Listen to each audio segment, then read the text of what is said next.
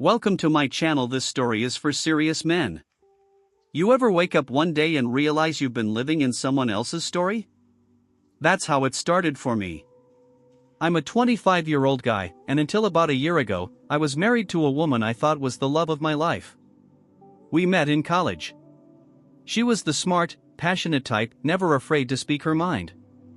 She introduced me to all sorts of ideas I hadn't explored before.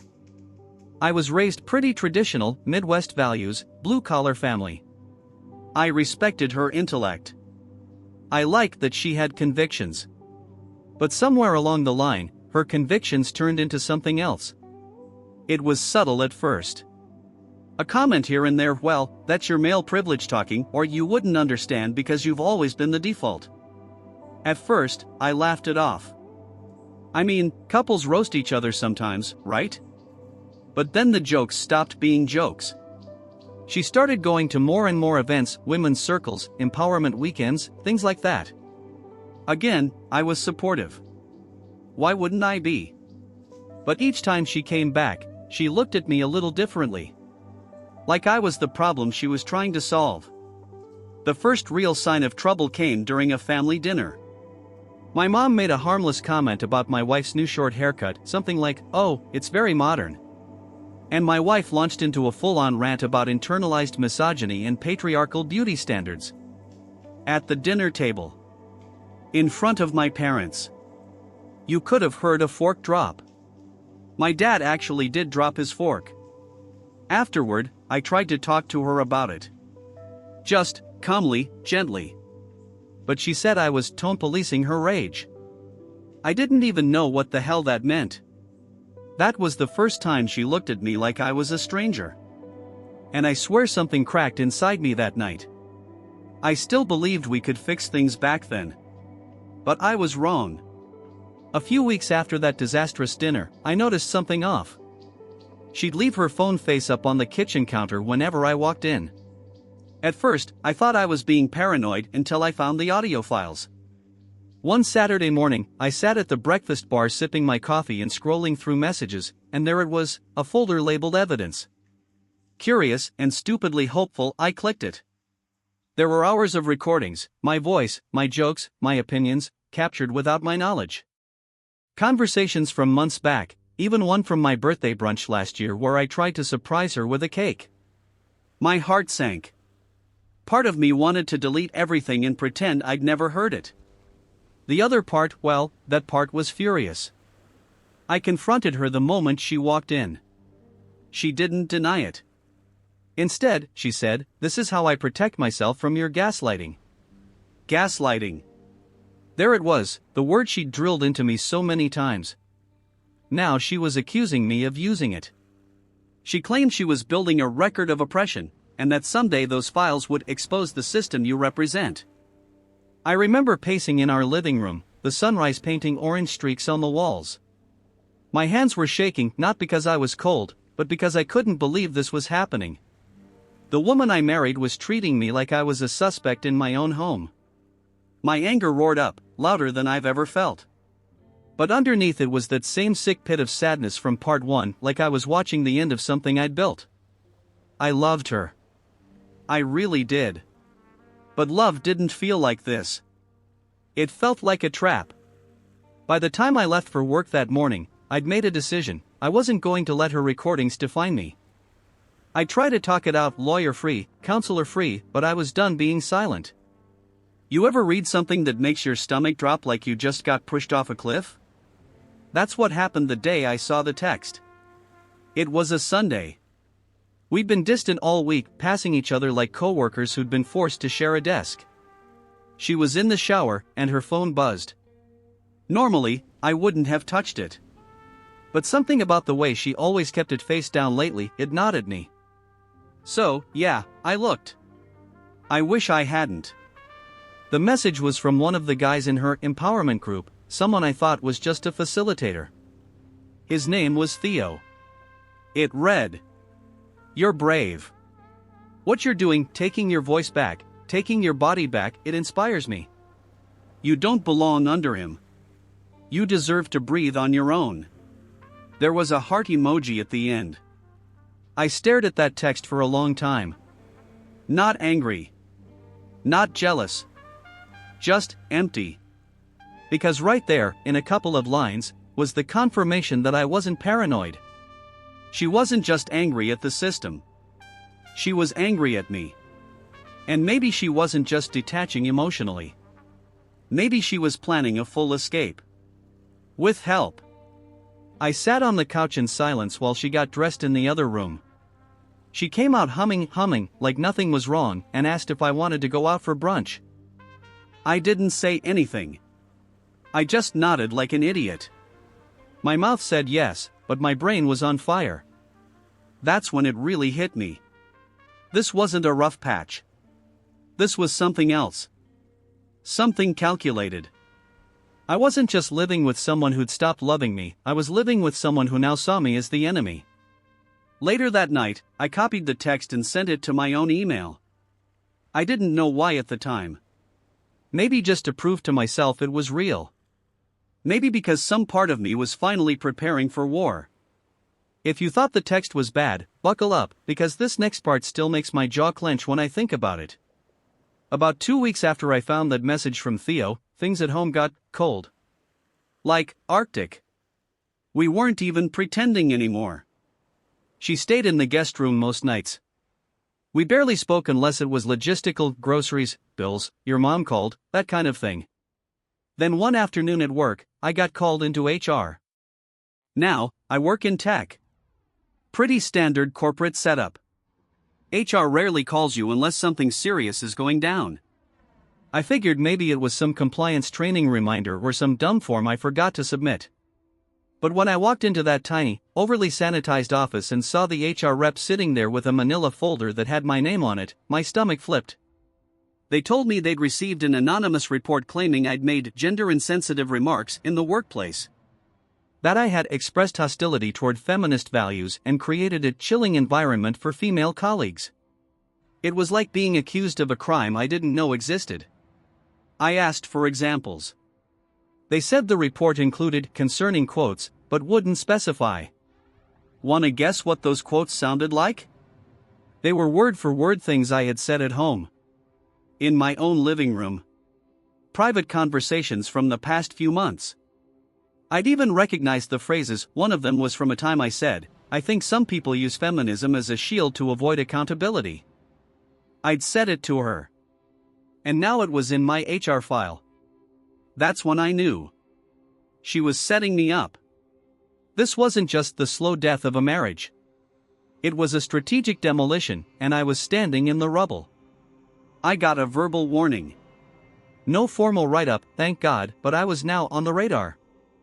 And I could see it in my manager's eyes when he called me in later. I was no longer just the guy who showed up early and hit his deadlines. I was a potential liability. On the drive home, I didn't cry. I didn't scream. I just gripped the steering wheel and told myself over and over. She's trying to erase you. I realized I had two choices, stay and drown quietly, or start documenting everything. I chose the second. I never thought I'd be the kind of guy who needed a lawyer just to survive his own marriage, but here we are. After the HR stunt, I realized I couldn't keep pretending this was salvageable. She wasn't just unhappy, she was building a narrative. And in that narrative, I was the villain. I didn't know what the endgame was exactly, but I wasn't going to wait around to find out. I needed to protect myself. Quietly. So, I hired a lawyer. I didn't tell my friends.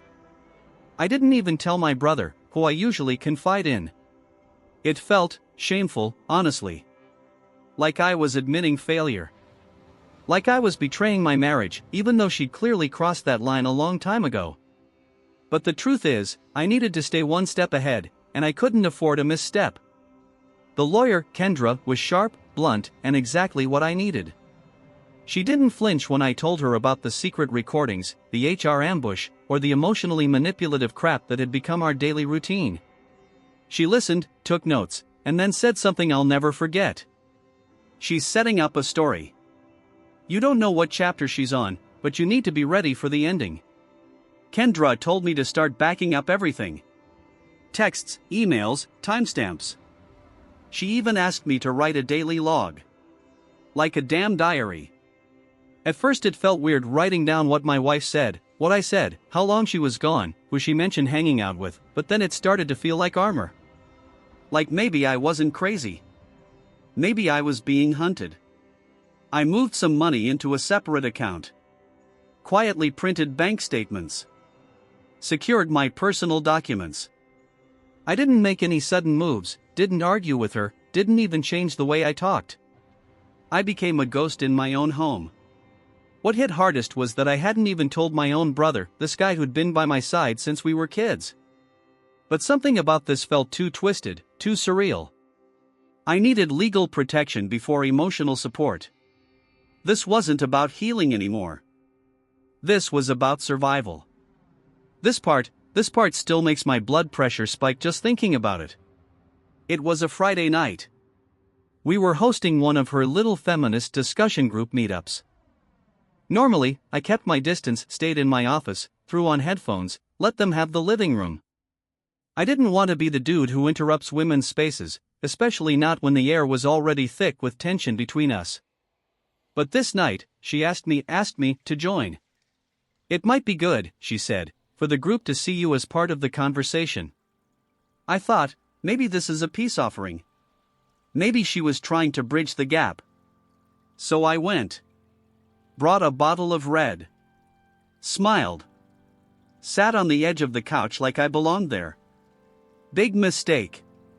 They were discussing workplace dynamics or something, and one woman shared how her ex always talked over her in meetings.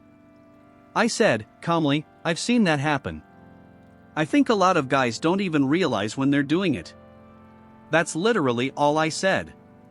My wife turned to me and, with a smile so tight it could have sliced glass, said, "It's funny hearing that from you, considering you're basically a walking symbol of patriarchy."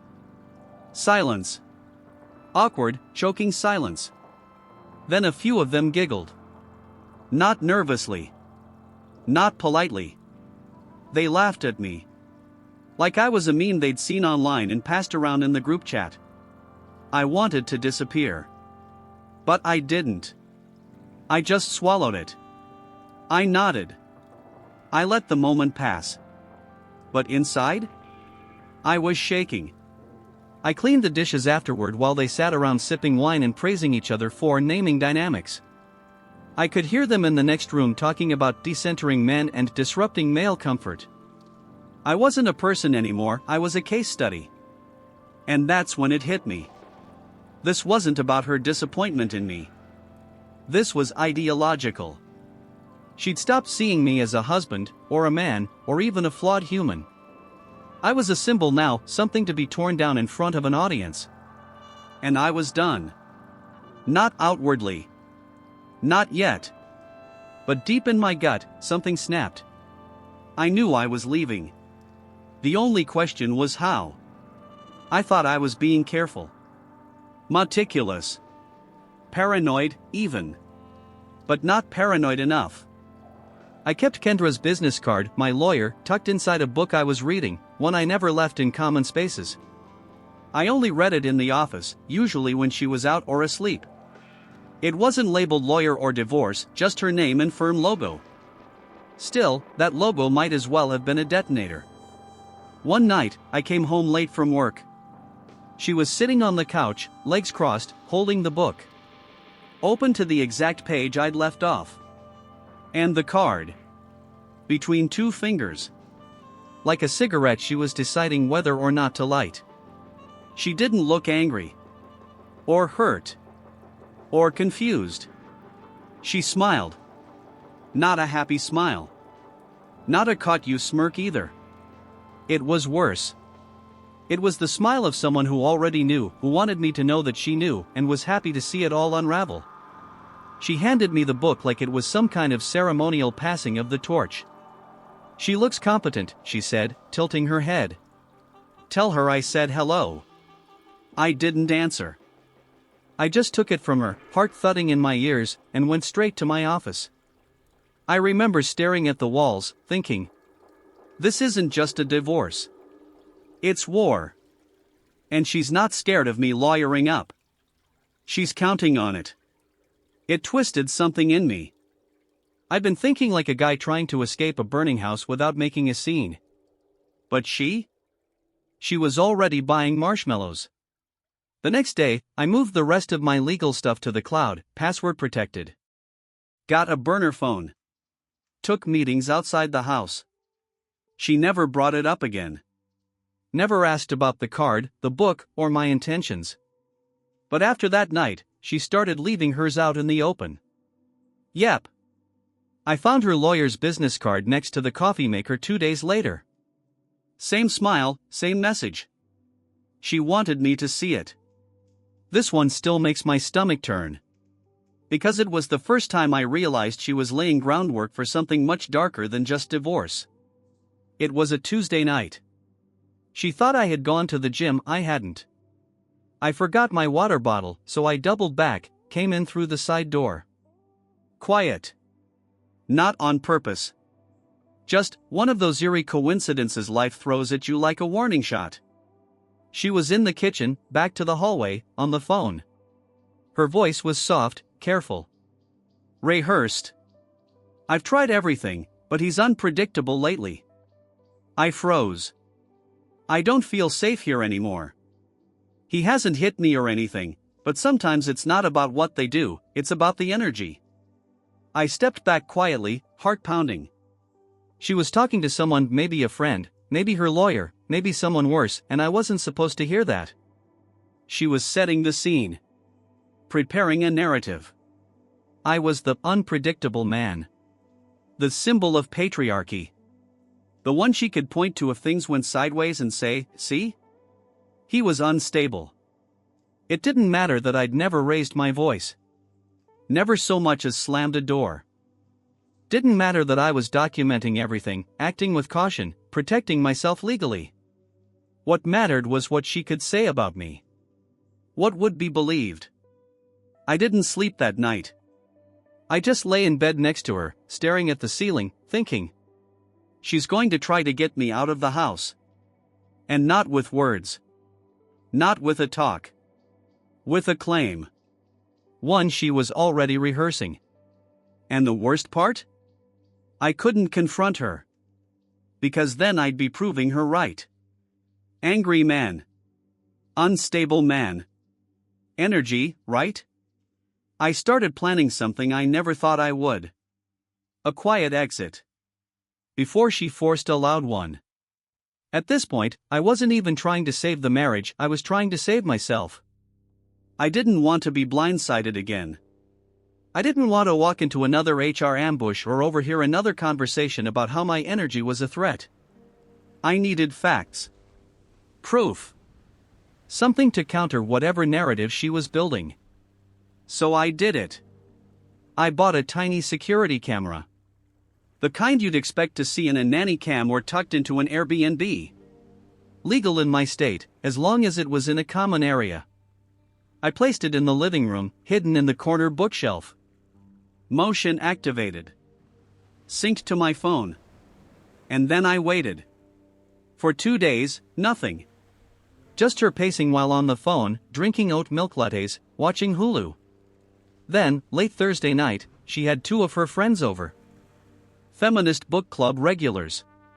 Loud laughter, clinking glasses, the smell of that cheap red blend they all loved. At one point, one of them said, "So, when are you pulling the trigger?" She laughed. I hadn't heard her laugh like that in months. "Soon," she said. "I just need him to crack once.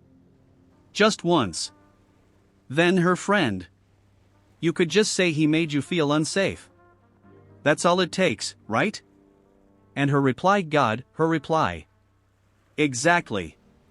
The bar's low. He doesn't even have to yell. I'll just cry. They all laughed. Like it was a party game. I watched the footage 4 times. Not because I couldn't believe it, but because I could. This wasn't emotional distance. This wasn't 2 people growing apart. This was calculated. Cold. A trap. I saved the footage. Backed it up 3 different ways. Sent it to my lawyer. And then I sat on the edge of my bed, staring at her while she scrolled on her phone like nothing had happened, wondering what kind of person I'd married. This wasn't the woman I'd met at that coffee shop 5 years ago. The one who liked bad documentaries and wore oversized sweaters and cried watching dogs get adopted. This was someone else. Someone who wanted to destroy me and found it amusing. I thought telling someone would help.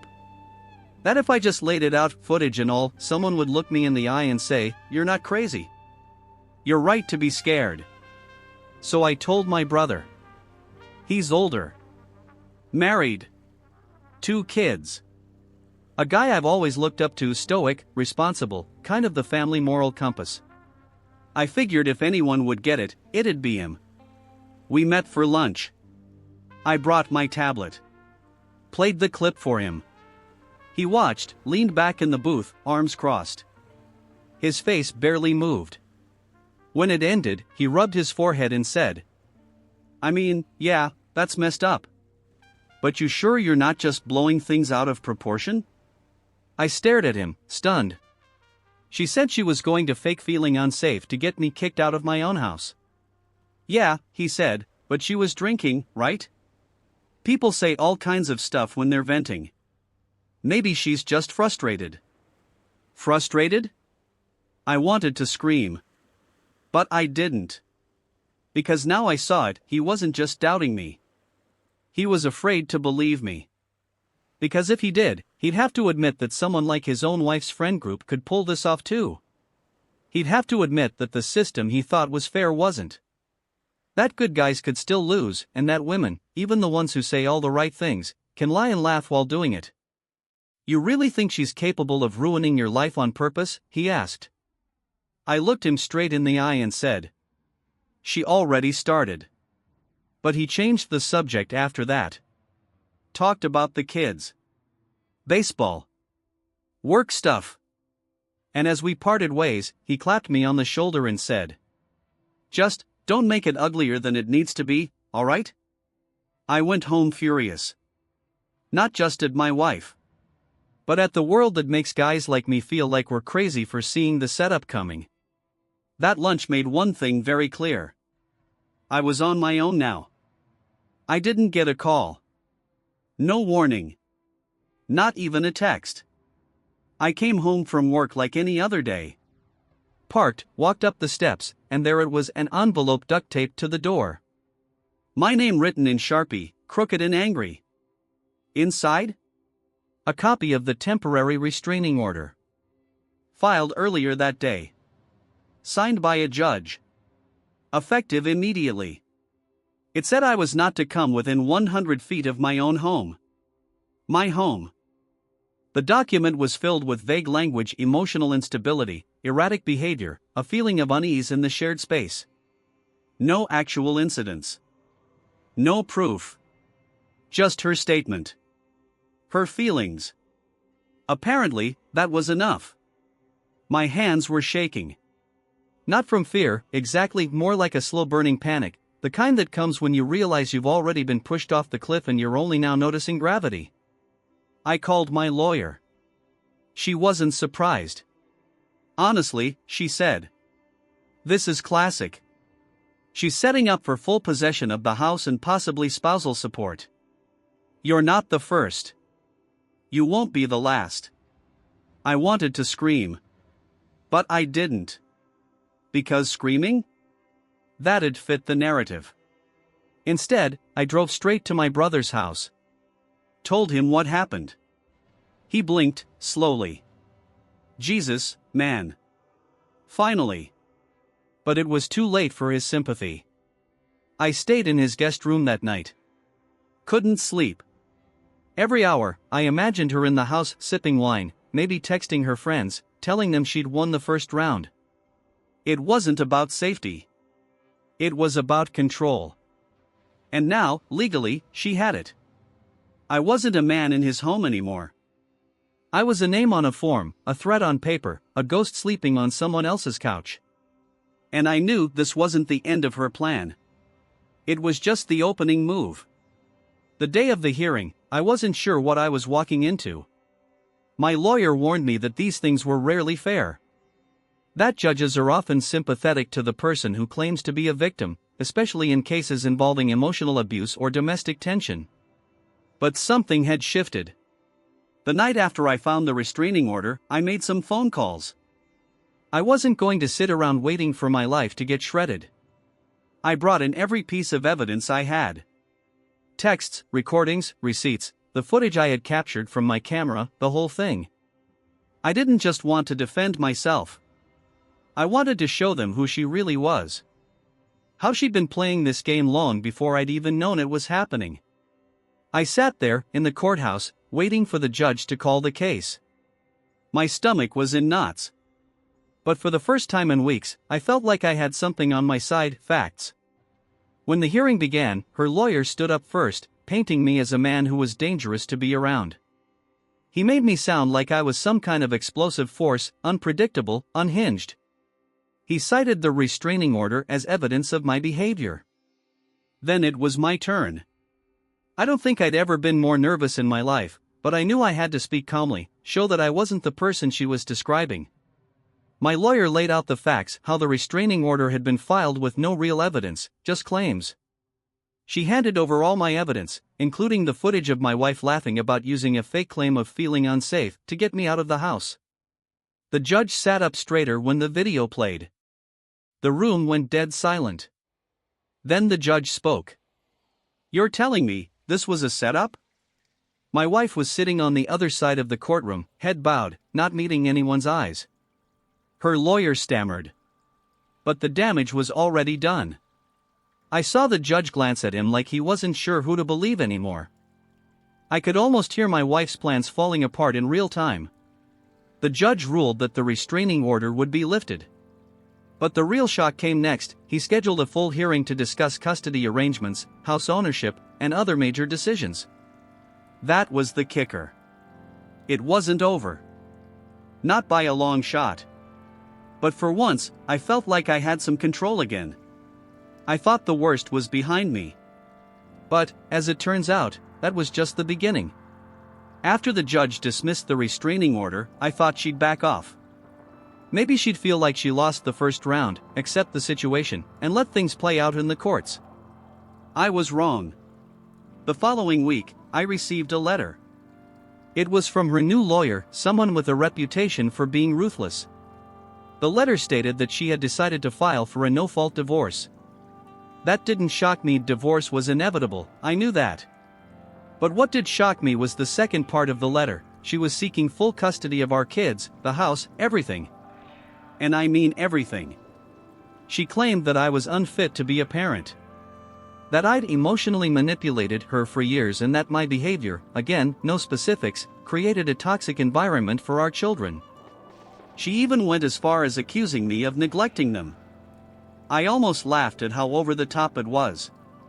But then I thought about the previous accusations, the ones she had already filed. And the idea of her twisting the truth so effectively to suit her narrative, it wasn't laughable at all. I needed to fight back, but I was starting to wonder, how much of this fight could I actually win? Then, things escalated even more. The real surprise came when I learned that she had reached out to my employer. I don't know how she did it, whether it was through her lawyer or just some friends pulling strings, but suddenly, I was being asked to take an extended leave of absence from work. Apparently, rumors had been floating around about my emotional instability. I'm sure you can guess where they came from, and management thought it would be best to give me some time to sort things out. I had no idea what kind of damage control she was trying to pull, but the timing was too perfect. She was cutting off my income and isolating me from my support system, all while accusing me of things I hadn't even done. I felt trapped. But that's when I realized this was her masterstroke. The emotional manipulation wasn't just happening in our house anymore. It was out in the world, spreading like wildfire. I wasn't just fighting her in our home. Now, I was fighting her in the court of public opinion, too. And the worst part? I wasn't sure who would win. It wasn't just the job. It wasn't just the kids or the house. At some point, I started to realize what this was really about. It was about destroying me. She had gone after everything. My reputation. My career. my ability to provide for my family. I was just a pawn in her game now. And, if she could get the courts to believe her story, if she could convince everyone that I was a monster, she would get exactly what she wanted. But what really hit me hardest came a few days later.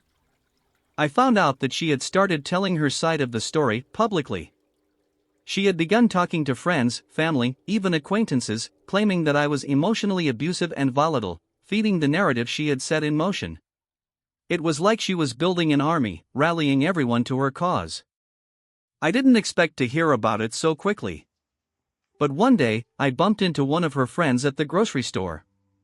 She looked at me like I was the plague. "I hope you're getting the help you need," she said.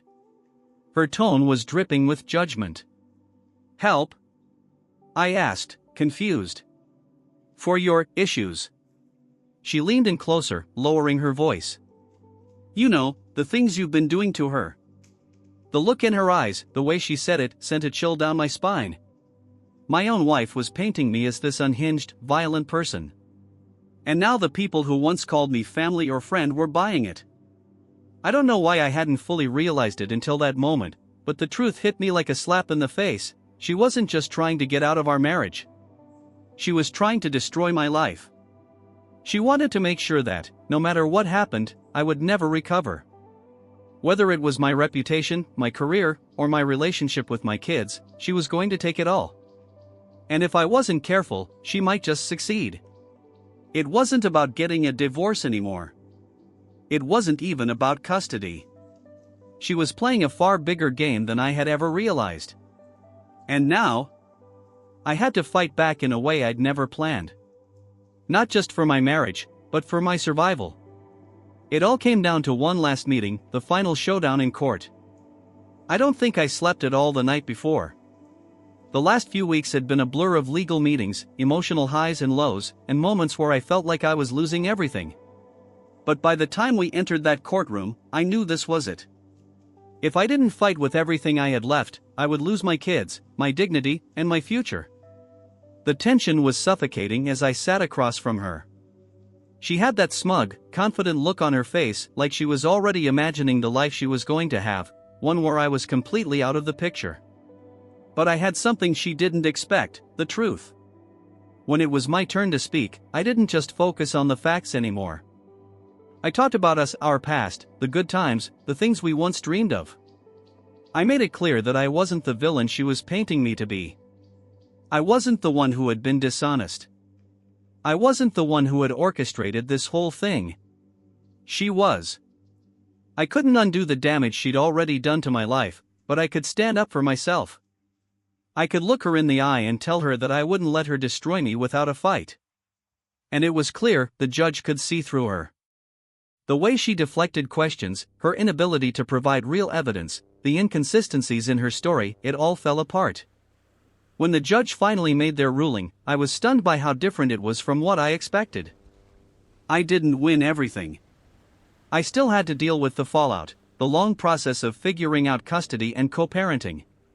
But I didn't lose either. The judge gave me partial custody of the kids. We kept the house for now, and the restraining order was lifted. I walked out of that courtroom feeling strange. Relieved, sure. But also a little bit broken. My life would never be the same. I wasn't the person I was before all of this. And I'd learned more about betrayal and manipulation than I ever wanted to know. I thought about how I got to this point, the mistakes I made, the signs I ignored. But the one thing I kept coming back to was this: you can't control other people's actions. But you can control how you respond. Looking back on it, I realized something important: sometimes, the hardest fights are the ones that show you who you really are. My advice to anyone reading this? Don't ignore your instincts. Don't let anyone take your voice away. And when you think you've lost everything, remember, the truth is still on your side. And that's something they can never take from you. The end. I hope you found this story helpful, or at least eye-opening. If you've gone through something similar or have advice to share, feel free to comment. I know how lonely it can feel. Just remember, you're not alone.